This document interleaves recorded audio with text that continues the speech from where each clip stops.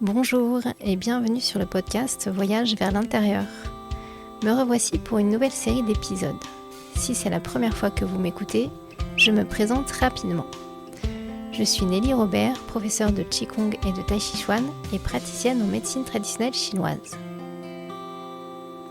La première saison de ce podcast est née pendant le confinement et 5 ans plus tard me revoilà grâce à plusieurs d'entre vous qui m'avaient encouragée à reprendre le micro. Alors merci pour cette demande.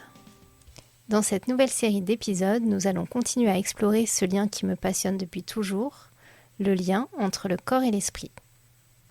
Comment être mieux dans son corps, mieux dans sa tête, mais surtout comment apprendre à être davantage présent à soi-même et dans sa vie. J'avais envie d'aborder avec vous 3 notions fondamentales que nous cherchons à installer dans la pratique du Qigong, à savoir l'ancrage, la détente et l'alignement. 3 principes qui peuvent sembler très corporels au premier abord, mais vous allez voir qu'ils dépassent largement la pratique du Qigong et peuvent vous aider dans votre vie au quotidien. Aujourd'hui, nous allons aborder d'abord la notion d'ancrage. Qu'est-ce que ça veut dire être ancré ? On en entend beaucoup parler. On parle aussi d'enracinement. Mais qu'est-ce que ça veut dire réellement ? Avant même de parler de Qigong, revenons simplement au mot ancrage. Une ancre, c'est ce que l'on jette depuis un bateau pour lui permettre de rester relié au fond. J'aime beaucoup cette image, parce que lorsque la mer bouge, lorsque le vent souffle, lorsque les courants changent, le bateau continue de bouger. Il monte, il descend, il oscille, mais il ne dérive pas. Il reste relié à un point stable. Et finalement, être ancré, ce n'est peut-être pas être parfaitement immobile, ce n'est pas empêcher les mouvements de la vie, faire en sorte que rien ne nous atteigne. C'est avoir à l'intérieur de nous un point suffisamment stable pour ne pas être emporté par chaque courant. Nos émotions, nos pensées peuvent bouger, notre vie peut changer, le vent peut se lever, mais quelque chose en nous reste relié. Et c'est exactement ce que nous cherchons à installer dans la pratique du Qigong. La stabilité au milieu du mouvement. La deuxième image pour parler de l'ancrage, et vous vous en doutez peut-être, c'est celle de l'arbre. On parle aussi d'enracinement. L'arbre, lui aussi, bouge avec le vent. Ses branches peuvent être secouées, mais ses racines restent profondément engagées dans la terre. On dit souvent qu'être ancré, c'est se connecter à la terre. Alors finalement, on pourrait se dire qu'à partir du moment où nos 2 pieds touchent le sol, nous sommes ancrés. Eh bien, ce n'est pas si simple. Parce que l'on peut avoir les 2 pieds parfaitement posés au sol et avoir l'esprit qui part à des kilomètres. Vous vous souvenez peut-être que j'avais abordé la notion des 3 trésors dans la première saison, avec le corps, l'esprit et l'énergie.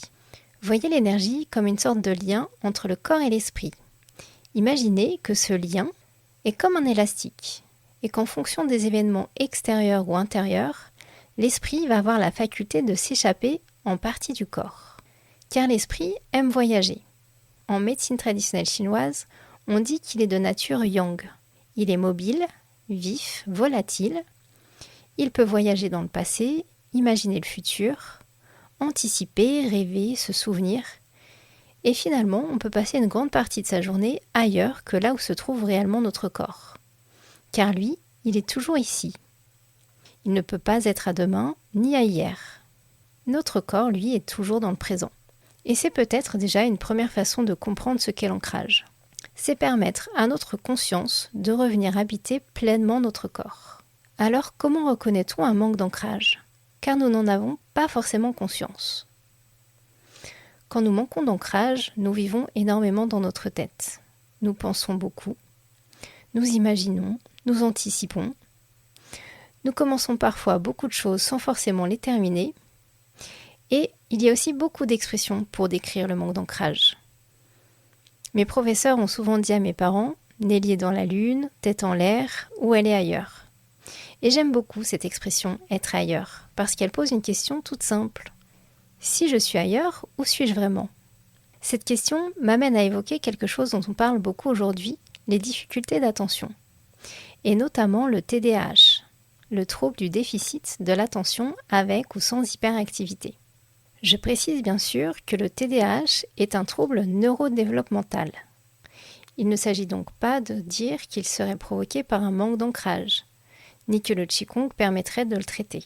Mais certaines expériences vécues par des personnes ayant un TDAH peuvent faire écho à ce que nous appelons dans notre langage de pratiquant un manque d'ancrage, à savoir l'attention qui est rapidement attirée ailleurs, distraite, un flot important de pensée, une agitation intérieure ou corporelle.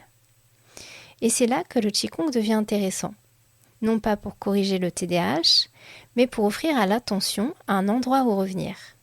Et cette idée me paraît essentielle, parce qu'être ancré ne signifie pas avoir un esprit parfaitement immobile. Être ancré, c'est avant tout savoir revenir. Mon esprit part, je reviens dans mon corps. Une pensée m'emporte, je reviens à ma respiration. Je commence à anticiper à demain, je reviens dans mon présent, dans mon quotidien. Mon esprit part, je reviens encore. Et petit à petit, le corps devient comme une maison que l'on apprend à retrouver.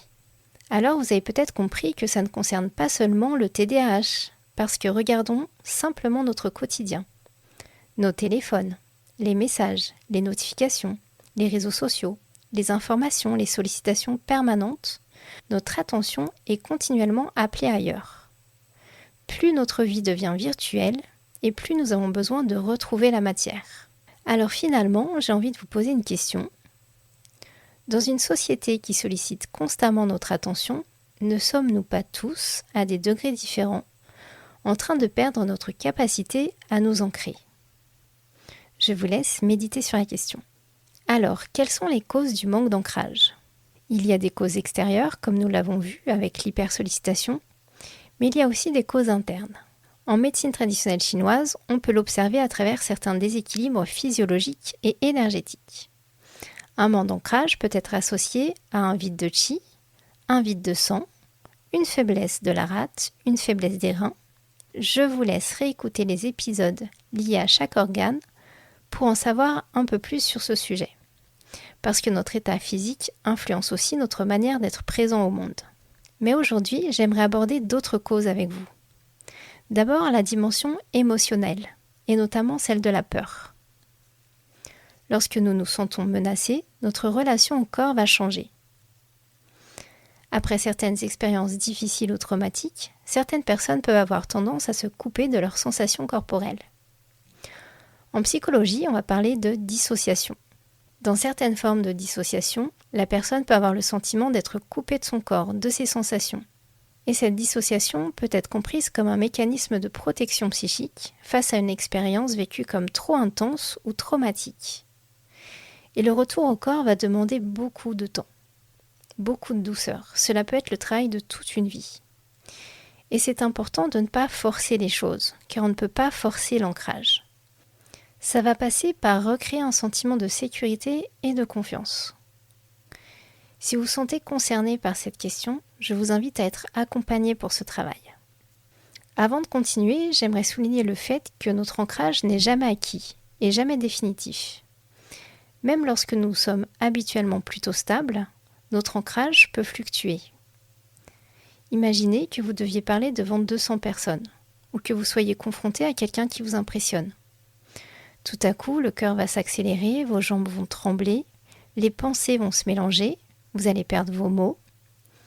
Et le corps, lui, perd un peu les pédales.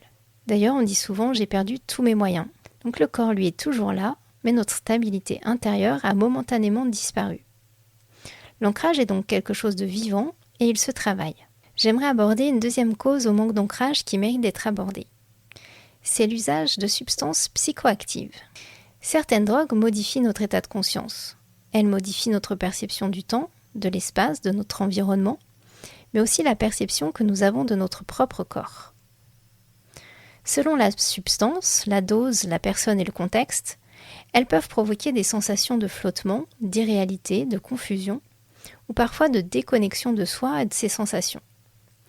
Et chez certaines personnes, ces sensations de déréalisation ou de dépersonnalisation peuvent parfois persister au-delà des effets immédiats. Et vous vous souvenez, on avait parlé du qi, de l'énergie qui était comme un élastique.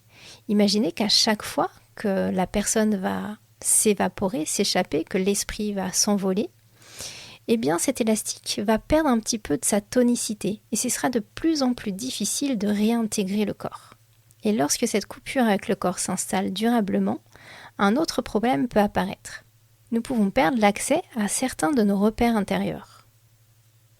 Parce que notre corps nous renseigne en permanence. Il nous dit quand nous sommes fatigués, quand nous avons besoin de repos, quand nous avons faim, quand quelque chose nous fait du bien, ou quand au contraire une situation nous met mal à l'aise. Il participe aussi à ressentir le désir, le plaisir, l'envie, mais également nos limites. Lorsque nous sommes moins en contact avec notre corps, il peut devenir plus difficile de répondre à des questions pourtant essentielles. De quoi ai-je besoin ? Qu'est-ce que je désire réellement ? Qu'est-ce qui me fait du bien ? Qu'est-ce qui au contraire ne me convient pas ? Et l'ancrage va permettre de retrouver suffisamment de présence à son corps pour entendre ce qu'il nous dit. Et finalement retrouver cette sorte de boussole intérieure qui nous aide à nous orienter dans notre vie. Il y a maintenant une dernière raison du manque d'ancrage que j'aimerais aborder avec vous. C'est le fait d'être en lutte avec la matière. Et sur cette question, j'aimerais partager avec vous quelque chose de plus personnel. Pendant longtemps, je crois que j'ai vécu avec une forme de séparation entre le monde spirituel et le monde matériel. Comme si pour aller vers le spirituel, il fallait en quelque sorte s'élever, quitter la matière, dépasser le corps, aller chercher quelque chose ailleurs. Et avec le temps, j'ai compris que cette manière de voir les choses participait justement à mon manque d'ancrage.